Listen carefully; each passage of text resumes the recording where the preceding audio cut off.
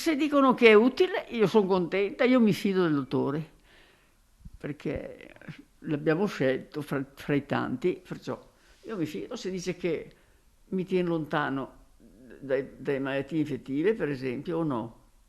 Non è questo lo scopo? 94 anni, la signora Lidia, maestra per una vita, è la prima over 80 vaccinata a domicilio tra gli assistiti del dottor Modesto Celia, medico di base a Montebelluna, uno dei tanti professionisti da oggi in campo per la 3 giorni di immunizzazioni dedicate ai soggetti allettati o con forti problemi di deambulazione. Sono 3 giorni intensissimi, direi, sia per l'organizzazione sia per il fatto che sta facendo caldo e quindi bisogna muoversi. Muoversi perché il vaccino ha una scadenza ravvicinata e non ammette alte temperature. Il vaccino dura dal momento del confezionamento 6 ore fuori dal frigorifero.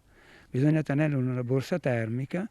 Tenga conto che quando viene preparato passa anche un'ora prima che venga distribuito. La giornata del dottor Celia inizia al vecchio ospedale di Montebelluna, sede del servizio di igiene. È qui che le dosi vengono consegnate nelle mani dei medici di famiglia. La distribuzione diventa così capillare, casa per casa, con i dottori dotati anche di farmaci salvavita per ogni evenienza. Sia l'adrenalina in caso di shock, in caso di shock anafilattico, sia del flebocortisone. Anche per questo ogni medico deve rimanere con il proprio assistito nei 15 minuti successivi alla somministrazione, cui si aggiungono i tempi per le schede di anamnesi, dove non mancano domande tra il burocratico e l'estemporaneo, che però strappano un sorriso a pazienti, congiunti e badanti. Se il paziente è incinta. Se è incinta, sì, è ultra ottantenne.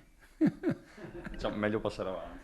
Sì, appunto. Tra gli assistiti visitati in queste ore, tante le persone completamente immobilizzate o con gravi patologie che da oggi possono dirsi più protette. Bisogna essere fiduciosi, perché bisogna uscire da questa situazione infernale. Personalmente mi rendo conto che non si riesce a pensare ad altro e quindi bisogna andarne fuori e ritornare a fare i medici.